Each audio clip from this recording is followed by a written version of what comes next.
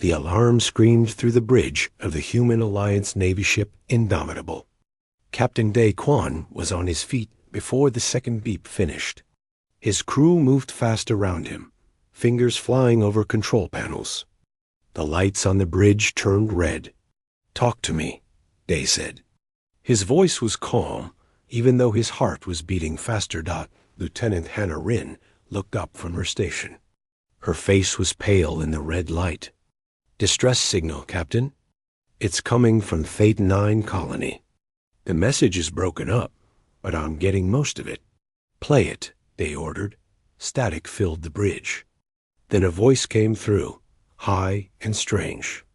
The translator worked to turn the alien words into something humans could understand. "This is Theta 9 colony. We are under attack. Kragath Raiders. Please, anyone. Our shields are failing. They are killing everyone. Please help us, please." The message cut off. Then it started again from the beginning. Over and over, the same desperate plea. Day felt his jaw tighten. He had heard distress calls before.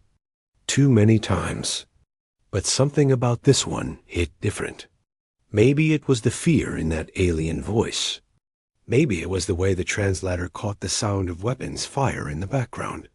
"How far we?" he asked. Hannah's fingers danced across her screen. 6 hours at maximum speed, Captain. We're the closest ship in this sector. What about Galactic Council peacekeepers? 3 days away. Minimum. Day closed his eyes for just a moment. 3 days. The Velarin on that colony wouldn't last 3 hours once their shields went down. He knew the Kragath. Everyone in the Navy knew the Kragath. They were the monsters parents told their kids about. Big, mean, and they never left survivors. Captain? Hannah was watching him. The whole bridge crew was watching him. They all knew what he was thinking. The Indomitable was just one ship. Small, fast, built for reconnaissance, not fighting. They had 42 people on board. The Kragath probably had hundreds of raiders on Theta 9. Maybe more, but 6 hours. They could be there in 6 hours. "Sir, regulations say we should report to command and wait for orders," Hannah said quietly. She wasn't trying to stop him. She was just making sure he knew what this meant. Day opened his eyes. He looked at the star map on the main screen. Theta 9 was just a dot of light, but he knew there were living beings there. Scared beings. Dying beings. "Change course for Theta 9, he said. "Maximum speed." No one moved for a second. Then Hannah smiled. It was small, but it was real. "Yes, sir." The bridge came alive. The crew knew their captain. They knew what kind of man he was. This was why they served under him. "Get me everything we have on the Kragath," they continued. "I want to know their ship types, their weapons, their tactics. I want to know how they think." "Already pulling it up, Captain," said Ensign Bora Lee from the intelligence station. "Communications. Send a message to command. Let them know what we're doing. If they want to court-martial me later, that's fine. But I'm not leaving those people to die." "Message sent, sir." Day walked to the front of the bridge. Through the window, he could see the stars streaking past as the ship jumped to faster-than-light speed. Somewhere ahead, people were dying. He was going to make sure someone paid for that. "Hannah, I need you to come up with a battle plan. We can't fight them head-on. We need to be smart." "Already working on it," she said. Her face was serious now. All business. The Kragath are strong, but they're not smart. They rely on numbers and fear. They won't expect a human ship. Most aliens still think we're just new to space. They don't know what we can do. Good. Use that. Surprise is our best weapon. What about the crew, Captain? Asked Lieutenant Tae-woo. The big Marine had come onto the bridge. His armor was already on. "The boys and girls in my unit are ready. Just say the word." Day turned to look at his friend. Tay had been with him for 10 years. They had fought in 3 wars together. The scar across Tay's face was from a battle where they had saved a civilian transport from pirates. That was just who Tay was. A fighter. A protector. "Get your Marines ready for boarding action," they said. "We're going to hit them hard and fast. I want teams ready to take their command ship." Tay's smile was not nice.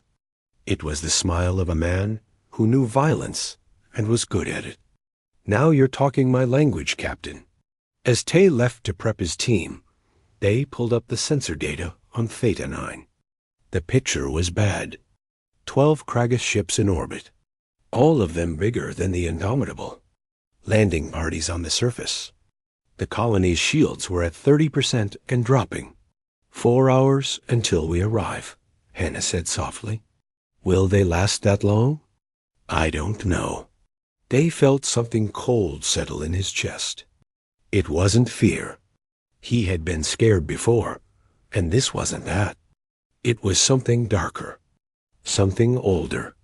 It was the thing that made humans dangerous, the thing that had helped them survive their deadly planet and reach the star's dot. It was rage. Cold, focused rage. They'll last, he said, because we're going to get there in time. And when we do, the Kraguth are going to learn something. What's that, Captain? Day's reflection stared back at him from the dark window. His face was hard, his eyes cold. They're going to learn why you don't mess with humans. They're going to learn that when someone sends a distress call, and we hear it, we answer, always. Hannah nodded. Around the bridge, the crew worked with new energy. They all felt it now. That same cold fire. They were human. They came from Earth. Their ancestors had survived ice ages and plagues, predators and wars. They had climbed to the top of their world's food chain through sheer stubborn will-dot, and now, out here in the dark between stars, they were about to remind the galaxy why humans were called Deathworlders. The Indomitable raced through space, a small ship carrying a big promise. Help was coming. The Kraguth just didn't know it yet. But they would. In 4 hours, they would learn. The distress call kept playing, over and over. Each time it played, Day's resolve got stronger. Each time, he made a silent promise to that scared voice. We're coming. Hold on. We're coming. Commander Veshtar stood on the bridge of his warship and watched the Velaran colony burn. Smoke rose from a dozen buildings. His warriors were down there, taking whatever they wanted. Some of the Velaran tried to run. It didn't matter. His people were faster, stronger, better. This was easy. Too easy, maybe. But Veshtar didn't complain about easy raids. Status, he growled to his second officer. The colony shields are at 20%, Commander. Another hour, and they will fail completely. Resistance is minimal. The Velaran are weak, as expected. Veshtar nodded. Of course they were weak. The Velaran were soft, glowing creatures who spent their time studying plants and writing poetry. They had no weapons worth mentioning, no fighting spirit. They were sheep, and the Kraguth were wolves. He looked at his 4 arms, each one thick with muscle. His claws were sharp and clean. He hadn't even needed to fight yet. His warriors were handling everything. Any response to our presence? He asked. None, Commander. The Galactic Council monitoring stations have registered our attack, but their nearest fleet is days away. By the time anyone arrives, we will be gone with our prizes. Perfect. Just like always. The Council was slow and soft, just like the species they protected. They talked and debated while real warriors took what they needed. Vishtar had been raiding for 20 cycles. He knew how this worked. Hit fast, take everything valuable, kill anyone who might identify you later, and jump away before the authorities arrived. Simple, effective. Commander, We're detecting a ship entering the system. Veshtar turned. Council peacekeepers? No, sir. It's small. Very small. Sensors classify it as a scout or reconnaissance vessel. It appears to be drifting. No active weapons systems. No shields raised. What species? The officer checked his display. According to the signature ... human. Veshtar had heard of humans. New species. Just got faster than light travel recently. Came from some backwater world on the edge of the galaxy. Nothing impressive.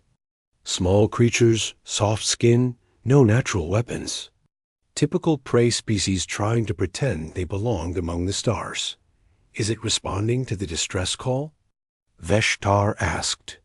Unknown, Commander. But it's just sitting there. Like a dead ship. Probably mechanical problems. Ignore it unless it comes closer. One small ship changes nothing. Veshtar dismissed the human vessel from his mind.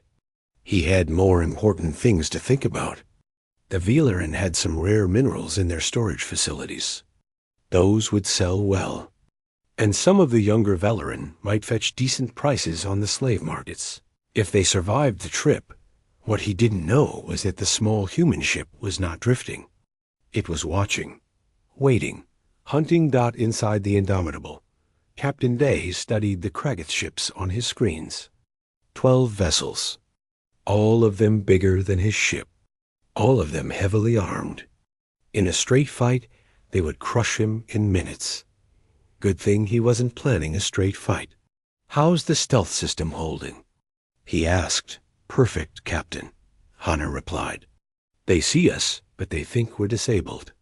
Our heat signature is minimal. Weapon systems are cold. To them, we look like a ship that barely made it out of FTL. Marines ready? Locked and loaded, sir. Tewu's voice came through the comm. Just give us the green light. Day looked at the tactical display. The Kragath had positioned their ships in a loose formation around the planet. Sloppy. They weren't expecting trouble. Why would they? Everyone knew the Kragath were the toughest fighters in this sector. Everyone except humans. Hana, which ship is the command vessel? The big one in the center. Twice the size of the others. That's where their leader will be. That's our target. Tay, prep your teams. We're going to board that ship. Music to my ears, Captain. Day felt the familiar calm settle over him. This was what he was trained for. What he was built for. Human military academies didn't just teach strategy and tactics. They taught controlled violence. Precision aggression. How to take the monster inside every human and aim it like a weapon. Earth had made humans tough. Gravity twice as strong as most worlds. Diseases that could kill 100 different ways. Predators everywhere, even in the oceans. And humans had survived all of it. More than survived. They had conquered their world. Now they were in space, and the galaxy was learning that the prey from Earth were actually predators in disguise. Launch assault pods, they ordered. Silent running. No thrusters until the last second. 12 black pods detached from the Indomitable. They drifted through space like pieces of debris. The Kragath sensors didn't even notice them. Why would they watch for space junk? Inside one pod, Corporal Nari Sang checked her weapon for the 3rd time. Her squad sat around her, all of them locked into their assault armor. The armor was bulky, but it made them strong. Strong enough to punch through metal. Fast enough to dodge energy weapons. Nervous? Asked Private G. Sun, the youngest member of the team. Always, Nari said. Fear keeps you sharp. Just remember your training. Kill the big aliens, save the small glowing ones. Got it. Nari smiled inside her helmet. G was green, but he had good instincts. He'd be fine. The pod shook slightly as it touched the Kragath hull. Magnetic clamps engaged with a soft thunk. Through her helmet display, Nari saw the cutting torch activate. Red-hot plasma began burning through the alien ship's armor. "Breach in 10 seconds, the pilot's voice said. 9, 8, 7. Nari stood up. Her team formed behind her. Weapons ready. Safety's off. 3, 2, 1. Go, go, go. The hull plate fell inward, and Nari jumped through. She landed in a corridor, her armor absorbing the impact.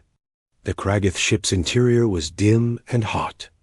It smelled like oil and something else. Something reptilian.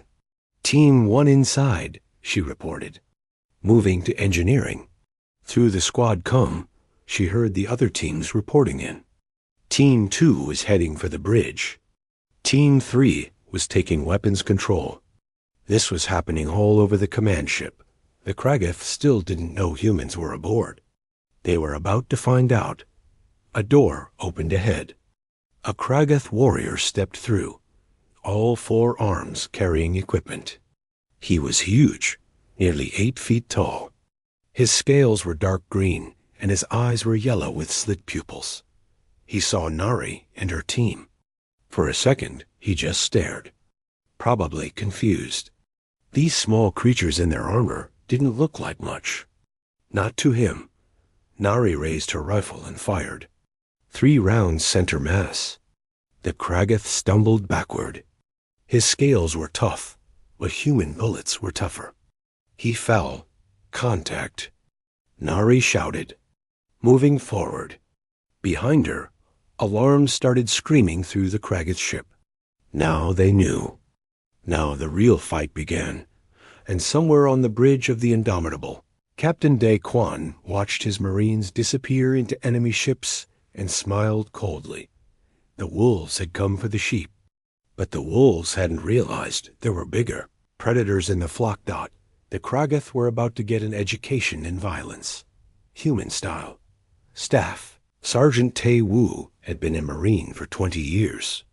He had fought pirates, insurgents, and once a colony of giant spider-like aliens that still gave him nightmares.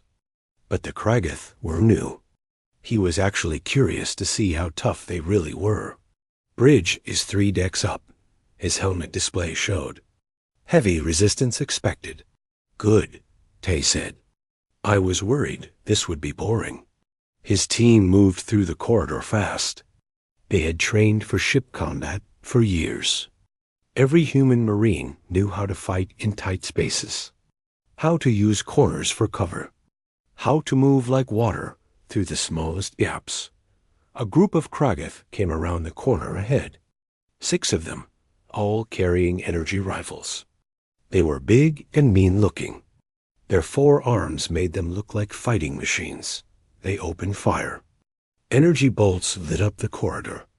Tay's team scattered, using their armor's speed boost to move faster than the Kragath could track.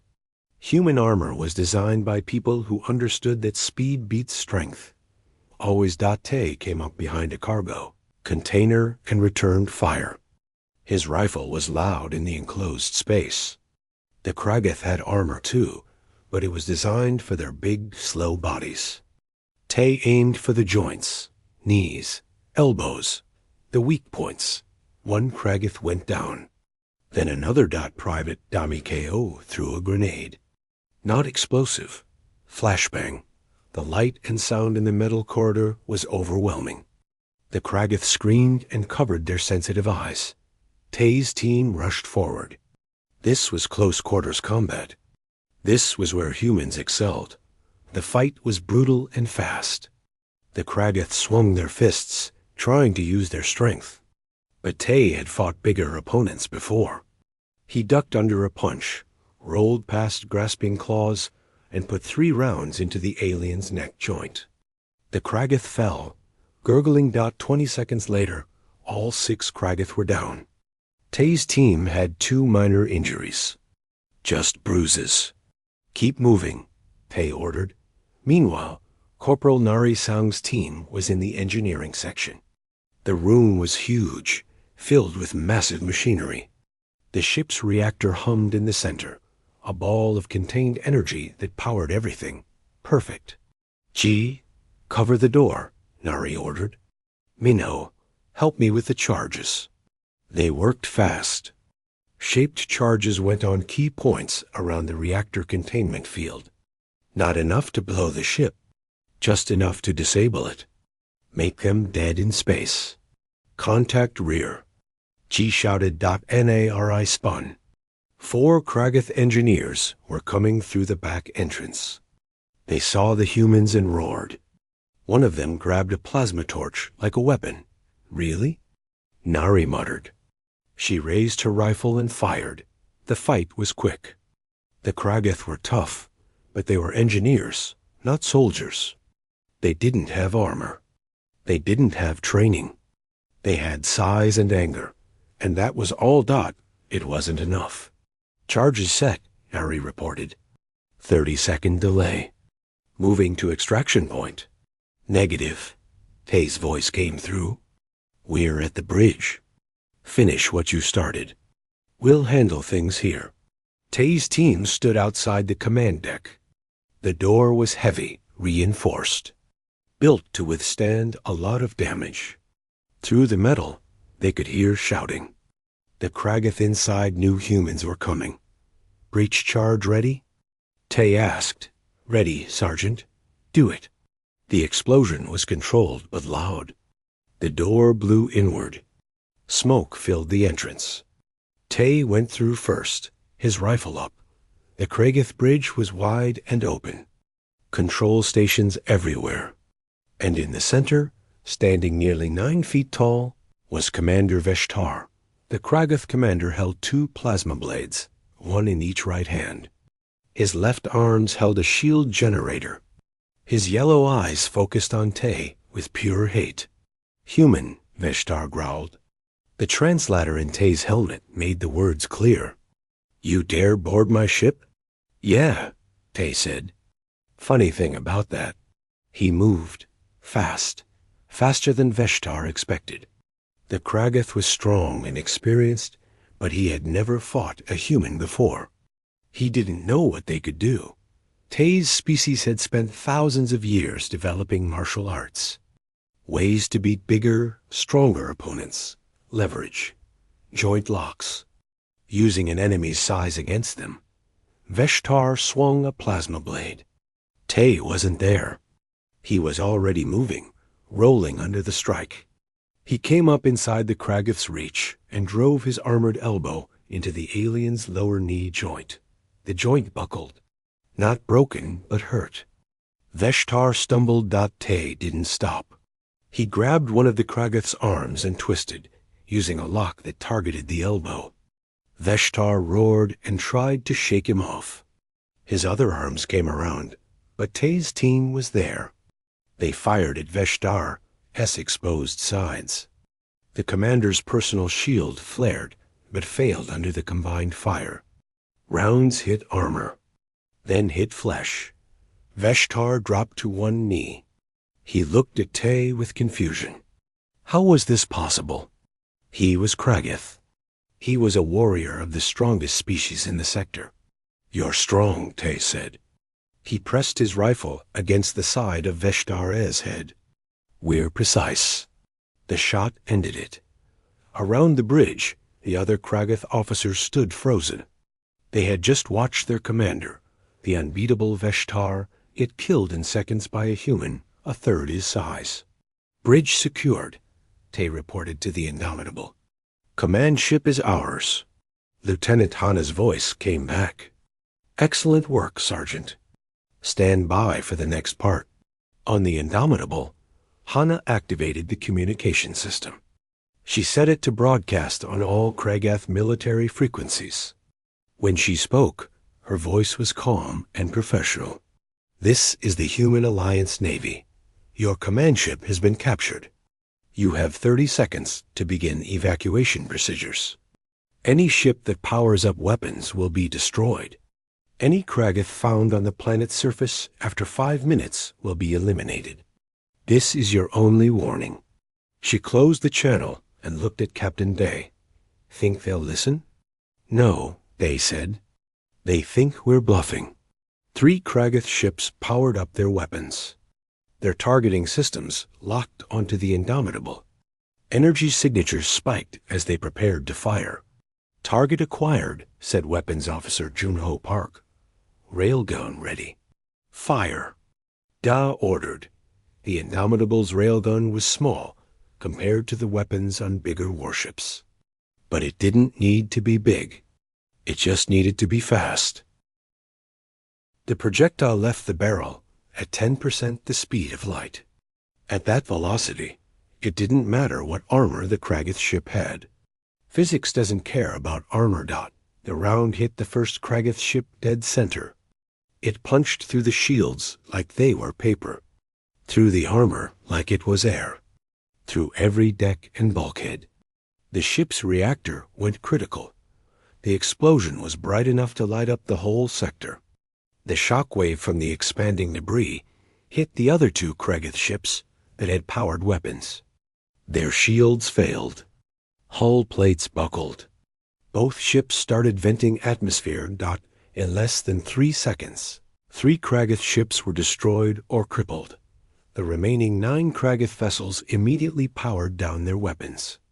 Their engines came online as they prepared to run. "Let them go," Day ordered. "Our job is the colony, not revenge." On the surface of Theta 9, the Kragith raiders received the evacuation order. Some of them listened. They ran for their landing craft, but some of them didn't believe humans could really be that dangerous. Some of them wanted to keep fighting, keep taking what they wanted. They were about to learn a very painful lesson.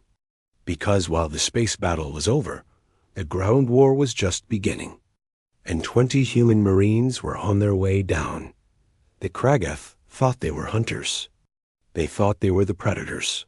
They had no idea what real predators looked like. The drop pod hit the ground, hard enough to crack the landing pad. Sergeant Hyon Kwan was out before the smoke cleared. His armor's sensors painted the colony in shades of red and green. Red for hostiles. Green for FRIENDL. IES. There was a lot of red. "Spread out," Hyon ordered. "Teams of 4. Find the civilians and protect them. Kill anything that tries to stop you." His younger brother might be the careful one, but Hyon believed in direct action. He had earned his calcine Reaper by being the first through every door, the first to engage every enemy. Some people called it reckless. Hyon called it effective. The Velarin colony was burning. Buildings that looked like they were grown from crystal, and plants were shattered. Bodies lay in the streets. The Velarin were small, maybe 4 feet tall, with skin that glowed softly in different colors. Now that glow was fading as they died. Hyon felt his anger spike. This wasn't war. This was slaughter. "Movement, 200 meters, his helmet AI said. "Multiple hostiles. Kragith signatures." "Lock it in," Hyon said. "Let's go say hello." His team moved fast through the streets. The colony's architecture was strange to human eyes. Narrow passages, low ceilings, everything built for the small Velarin. For the huge Kragith, it must have been frustrating. For humans in powered armor, it was perfect. They found the Kragith in a plaza. 10 of them, surrounding a group of Velarin civilians. The aliens were laughing, taking their time. They didn't know human Marines had landed. "On my mark," Hyon whispered. His team spread out, taking positions. 3, 2, 1, mark. They hit the Kragith from 4 directions at once. Hyon's rifle barked, dropping the first alien before he could turn. His team took down 3 more in the opening seconds. The remaining Kragith spun, trying to find cover. But there was no cover. The plaza was open, and the humans were everywhere. The fight lasted 90 seconds. When it was over, all 10 Kragith were dead. The Velarin civilians huddled together, their bioluminescent skin pulsing with fear. "It's okay," Hyon said, knowing his helmet translator would change his words into something they could understand. "You're safe now. We're human. We're here to help."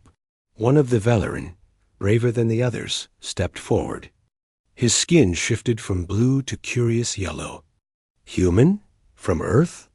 That's right. We thought no one would come. Someone always comes, Hyon said. Now get to the emergency shelters. We'll clear the area. Private Sora Yun had found her spot.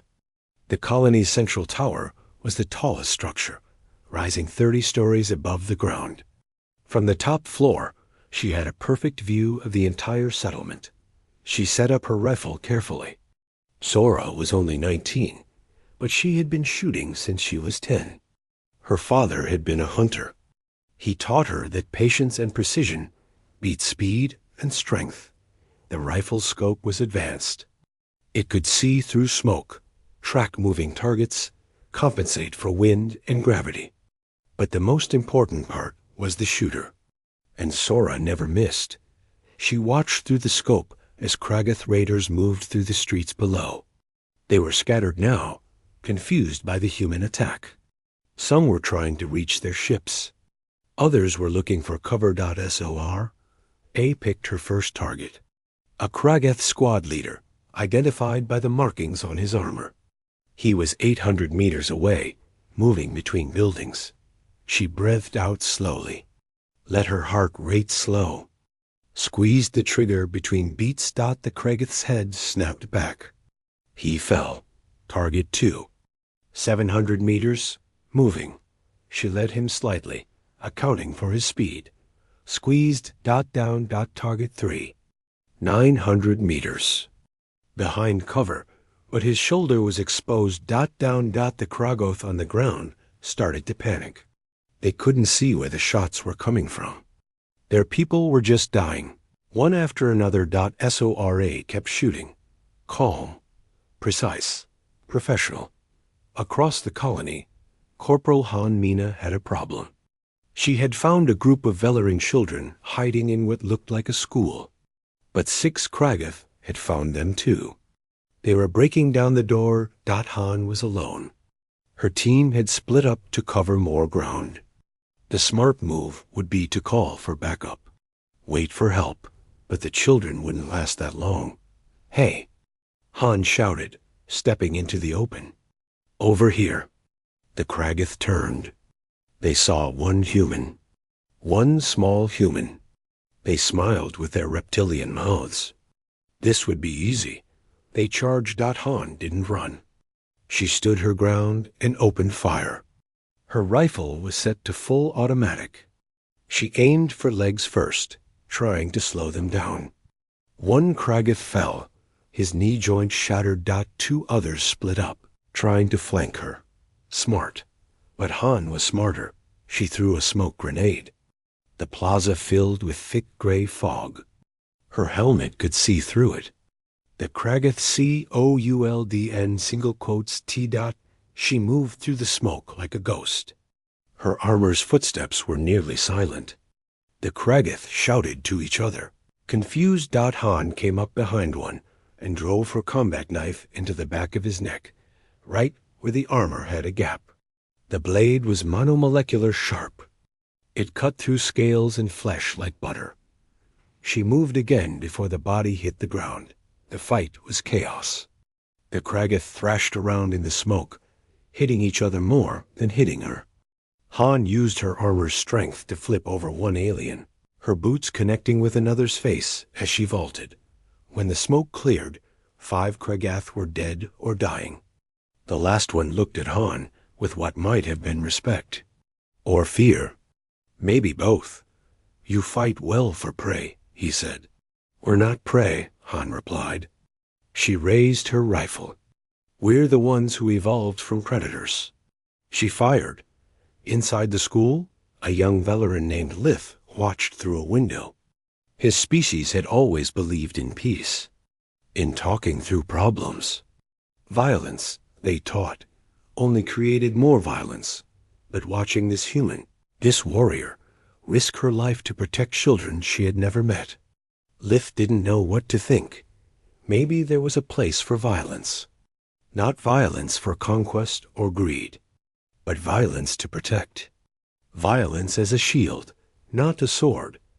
The human walked to the school door and opened it. She removed her helmet. She was young, maybe mid-20s, with a scar on her cheek. But her eyes were kind. "It's safe now," she said. "Come with me. We'll get you somewhere secure." Lith led the children out. As they passed the fallen Kragith, none of the children looked scared of the human. They should have been. She had just killed 6 enemies. But somehow they knew she wasn't a danger to them. "Thank you," Lith said. The human smiled. "Just doing my job." Across the colony, the story was the same. 20 human Marines against 300 Kragith raiders should have been a massacre. But the humans fought with precision, with knowledge of terrain, with weapons designed by military minds that had spent 10,000 years perfecting the art of war. 2 hours after the first drop pod landed, the Kragith on the ground were either dead or running for their ships. The human Marines regrouped at the colony's central plaza. Hyan checked his squad. Casualties? Minho took a hit to his leg armor. Bruised, but functional. Sora's fine. She never even saw combat up close. Han has some scratches. That's it, Sergeant.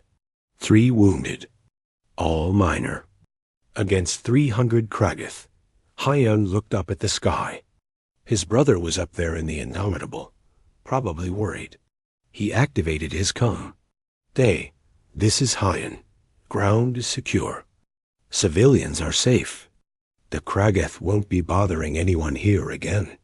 "Good work, little brother." Day's voice came back, warm with relief. "Come home." The Velarin emerged from their hiding places. They looked at the human Marines with awe. These small aliens from a faraway world had come when no one else would, had fought when fighting seemed impossible. One Velarin elder approached Hyan. His skin glowed with respectful gold. "Why?" The elder asked. "Why did you come?" "We are nothing to your people." Hyan thought about that. Then he shrugged. "You asked for help. That's enough." The Galactic Council Chamber was built to impress. It was massive, with a ceiling so high it seemed to disappear into darkness. 40 different species had seats arranged in a circle, each one designed for their unique biology. Some sat, some floated, some hung upside down. Captain Day Quan stood in the center of the circle, alone. His dress uniform was crisp and clean. But he still had the scar across his eye, the mark of a warrior. He looked calm, but inside he was calculating. This could go very badly. Ambassador Thelvos, the insectoid diplomat from Zarian Prime, stood at his podium. His 6 legs clicked against the floor as he moved. His compound eyes reflected the lights above, making them glow like small fires. "Captain Day Quan," Thelvos began. His voice was high and scratchy, even through the translator.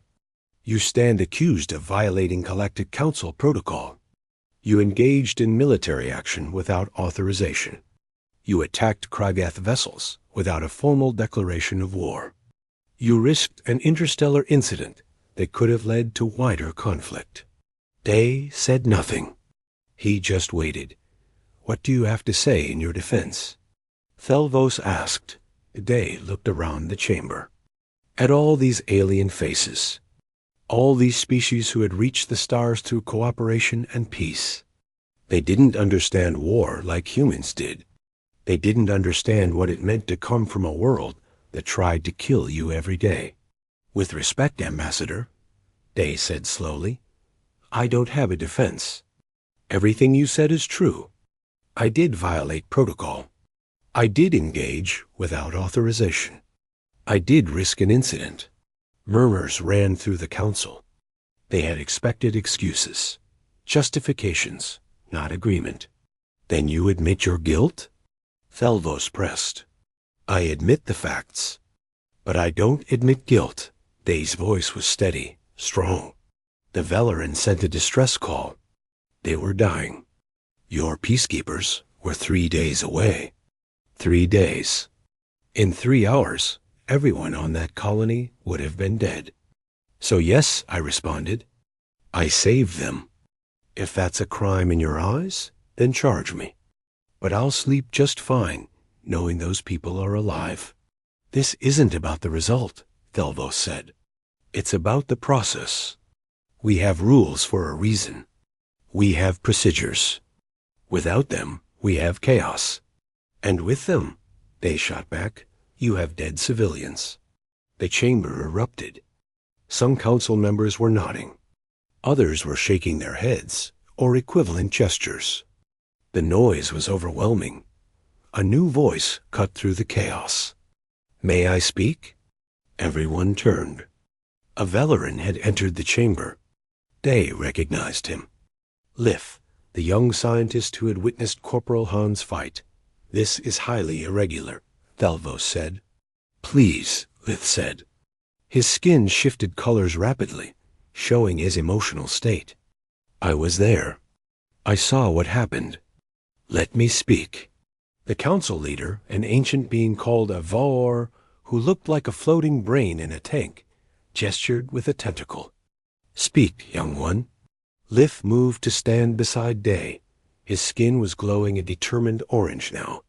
My people have always believed in peace, Lith began.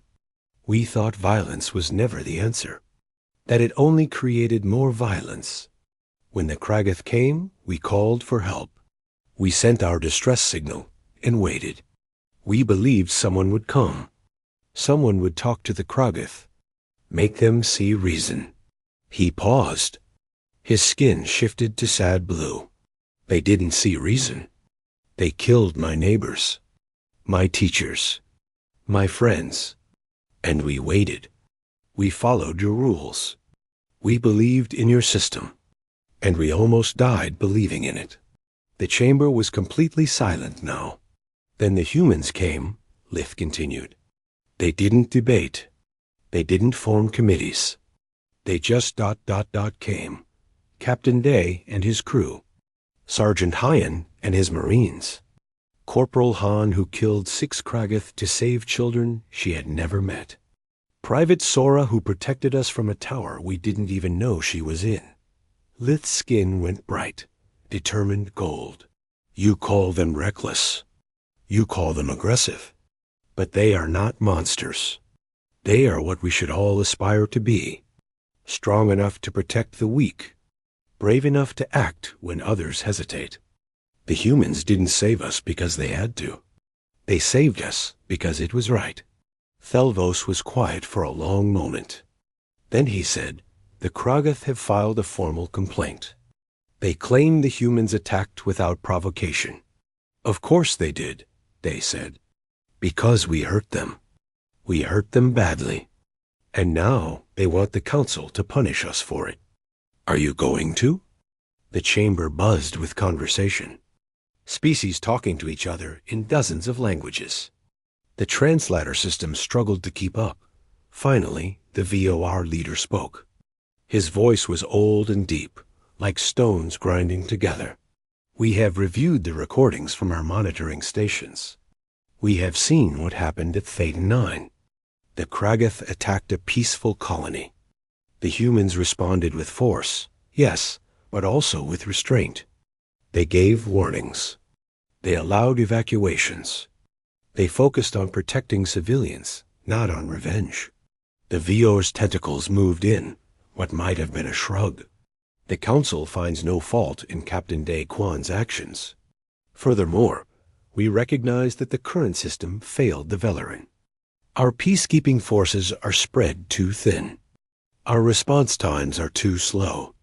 If we are to truly protect all member species, we need a new approach. Day blinked. He had expected a court-martial, maybe even prison. Not this. Captain, the VOR continued, the Council would like to formally request that the Human Alliance establish a rapid response fleet. Small, fast ships stationed across the frontier. Their mission would be simple. Respond to distress calls that our main forces cannot reach in time. You want humans to be your attack dogs, Day said flatly. No, the VOR replied. We want humans to be our shields. There is a difference. Day thought about that. It was true. Humans were good at violence. Very good. But they were also good at protecting. At standing between the weak and the strong. It was part of their nature, forged over millions of years of evolution. I'll bring your request to my superiors, Day said. That is all we ask. 6 months later, Captain Day Quan stood on the bridge of his new ship. It wasn't the Indomitable anymore. That ship was in dry dock, getting upgraded. This was the new flagship of the Rapid Response Fleet, the UAN Guardian. Around him, his bridge crew worked at their stations. Hannah was still his second in command. Tae Woo had been promoted to lead the entire Marine contingent. The crew was bigger now. More ships. More personnel. But the same mission. Captain, Hannah said, we're receiving a distress signal. It's from the quarry system. Pirates attacking a mining station. How far? Day asked. 4 hours at maximum speed. Day smiled. That same cold, determined smile. Set course. Maximum speed. Sir, shouldn't we request authorization from Council Command? The Council gave us authority to respond to distress calls at our discretion. Someone is calling for help. That's all the authorization we need. The Guardian's engines came to life. Around it, 8 other human ships formed up. The fleet moved as one. Jumping to faster-than-light speed dot in the crew quarters, Marines checked their weapons. Pilots prepped fighters. Medics organized supplies. Everyone knew what was coming. They had trained for this. Lived for this. On the bridge, Lieutenant Hannah looked at her captain. Do you ever think about what we've become? We're the ones the galaxy calls when they need violence. We're the ones they call when they need protection, Day corrected. There's a difference. Violence for violence's sake? That's what the Kragath do. Violence to protect the innocent? That's what we do. And if that line gets blurred? Day was quiet for a moment. Then he said, then we have people like you to remind us where the line is. That's why I need officers who question me, Hannah, who make sure we stay on the right side. She nodded. 4 hours until we arrive. Good. Brief the crew. Let them know what we're walking into. And remind them, we answer the call. Always. In his quarters, Sergeant Hyon Kwan sat cleaning his rifle. It was a ritual. Something to keep his hands busy while his mind worked. His brother was now the most famous human in the galaxy. The man who defied the Council and started the Rapid Response Fleet. Hyon was proud. But he was also worried, because he knew what his brother was building. A force of professional warriors. Humans trained to be the best at what they did. And what they did was controlled violence. The galaxy needed them now. But what happened when the current threats were gone? Would there always be a place for warriors like them? Or would they become the thing they fought against? He didn't know. But he trusted his brother. Day had always known where the line was. Had always understood that being strong meant protecting, not conquering. A knock on his door. Sergeant, briefing in 10 minutes. On my way, Hyon called back. He finished assembling his rifle and stood. Outside his window, stars streaked past. Somewhere ahead, people needed help. And the humans were coming. They always came. In the Galactic Council archives, the events at Theta 9 were recorded as the start of a new era. Before, the galaxy had been protected by slow-moving peacekeeping fleets that arrived too late. After, there was the Rapid Response Fleet, the humans. The Deathworlders who answered when others called. Some species were grateful. Others were afraid. Most were both. But everyone agreed on one thing. The galaxy had changed. And at the heart of that change were humans. Small, soft creatures from a death world who had learned to be precise with their violence, who had learned that the difference between a monster and a hero was simple. Monsters hurt the weak. Heroes protected them. And when the distress calls came, when the screams for help echoed through the dark, the humans answered. Not because they had to, not because they were ordered to, but because it was the right thing to do, and that made all the difference.